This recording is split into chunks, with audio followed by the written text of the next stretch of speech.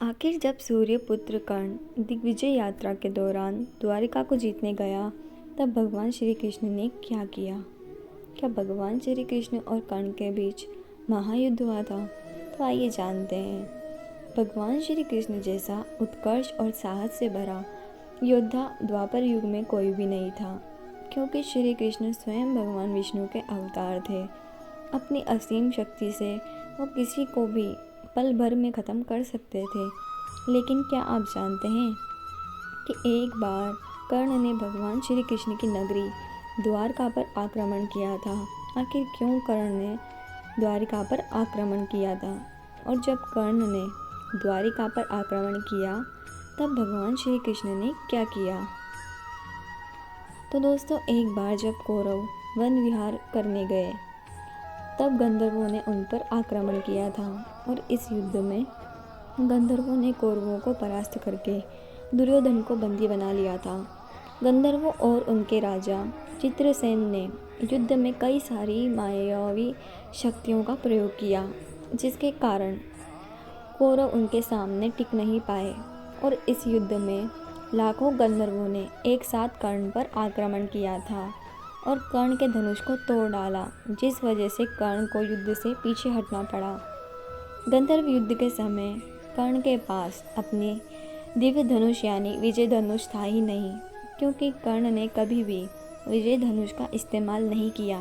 उसने तो केवल महाभारत के 17वें दिन में ही अर्जुन के विरुद्ध उस विजय धनुष का उपयोग किया था, पर इस युद्ध में अपने साधारण से धनुष के बलबूते पर कर्ण कोई भी दिव्यास्त्र नहीं चला पाए थे, इसलिए युद्ध में कर्ण को पीछे हटना पड़ा।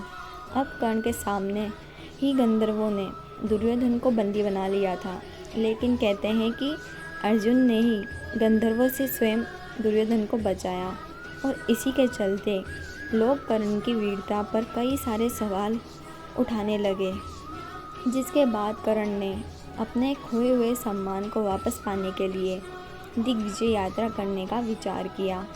ये दिग्विजय यात्रा कर्ण ने तब की थी जब स्वयं पांडव को 12 वर्षों के वनवास और 1 वर्ष के अज्ञातवास के लिए भेज दिया था, और उस समय दुर्योधन ने धरती के सबसे मुश्किल यज्ञ यानी वैष्णव यज्ञ को किया।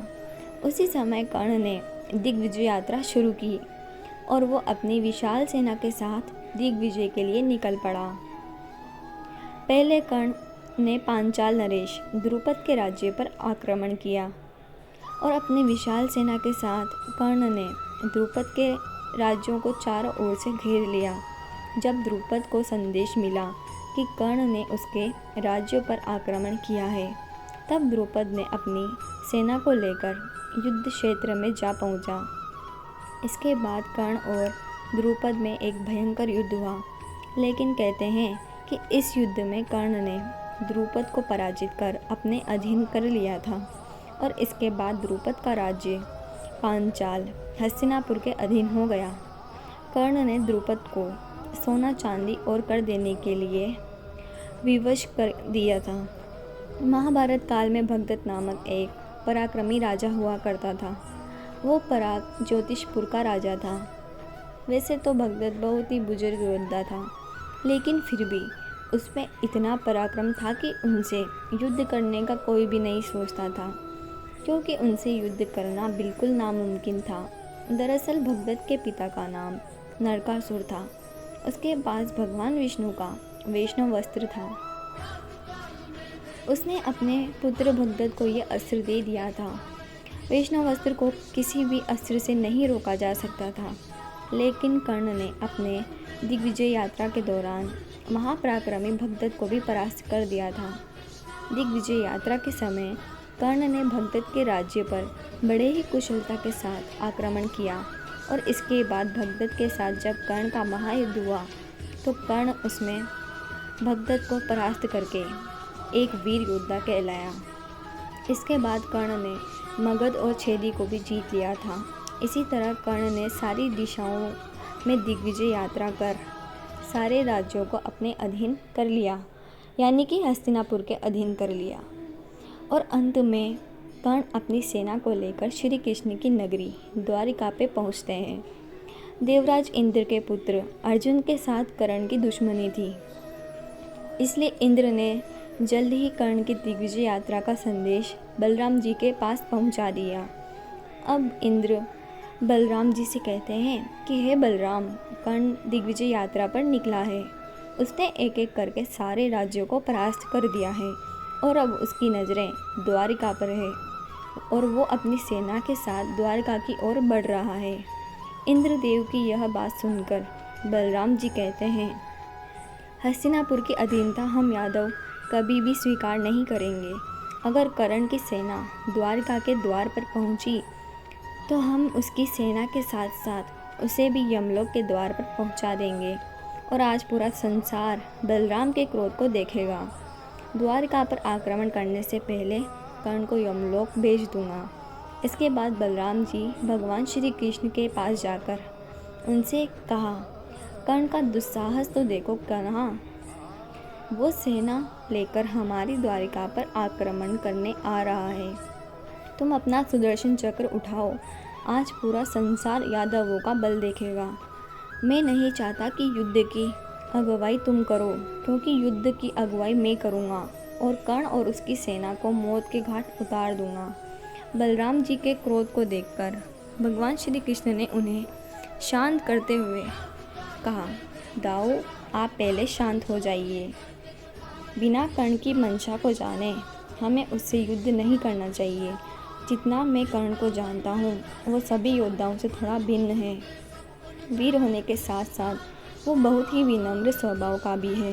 कर्ण से युद्ध करने से पहले हमको उससे ज़रूर बात करनी चाहिए। भगवान श्री कृष्ण की इन बातों से भी बलराम जी का गुस्सा शांत नहीं हुआ। वे भगवान श्री कृष्ण और पूरी यादव सेना के साथ द्वारका के मुख्य द्वार पर पहुँचे।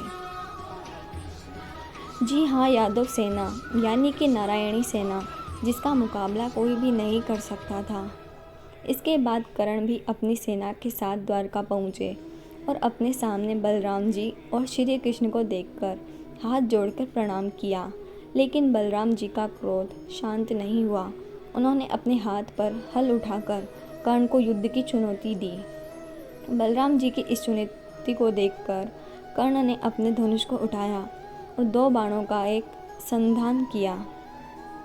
कर्ण के सामने बलराम जी और भगवान श्री कृष्ण जैसे महापराक्रमी योद्धाओं को देखकर कर्ण की सेना और नारायणी सेना बेहद अचंभे में थी। युद्ध क्षेत्र पर मौजूद हर एक योद्धा चिंता में था।